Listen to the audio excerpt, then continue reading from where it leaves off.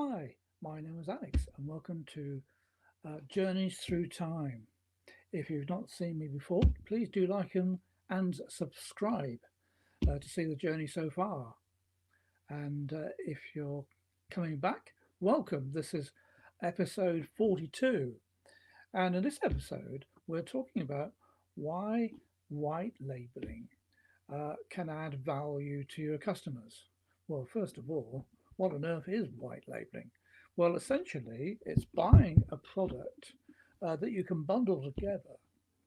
It may also, of course, include different services. And really, what it's about is thinking about what products and services that you need that you can offer your customers. And why bother? Well, these days, it's no longer enough to be great in your area of expertise. Uh, I meet many people who are very good at travel, but when it comes to uh, technology, it's almost like a foreign language. So it's really about so white labeling can help you provide choices that make it easier for your clients. And I think, having worked in the IT industry before, um, IT services and products can be very good, but they're not necessarily made by the same developers or by the same companies. So combining the best of the software world or the best services of the world can be a good option. So basically, as far as the customer is concerned, using only what's needed rather than having to accept everything else. So some of the uh, issues that can come across is that software and software as a service can seem rather complicated, and it can generate some fear I might describe over reality, because it can scare people. But it doesn't have to be this way. It's really just a question of learning something new.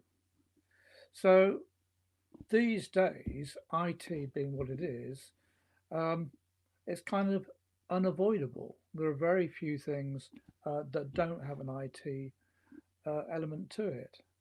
And whilst you may uh, hear of a word called being efficient, really what we're talking about here is organizing your processes. And what does that mean? Well, it means knowing what's going on. Uh, and part of that may or may not uh, include or require some level of automation. But when I talk about automation, I really mean automation that you can lean on and not uh, using it to let go of what's actually happening and letting stuff do stuff for you. So what's what's the end game? What can you really do with this? Well, it's where you can go. It's the potential that really matters. Because at the end of the day, whether you be efficient or know all of your processes, it's knowing that you can take action based on the tools that you're using. It's a structure that you can rely on. And in terms of how you might use it overall, it's really the strength, the potential of software when you combine it in this white labeling type environment is that you can tailor solutions to the needs of your customers.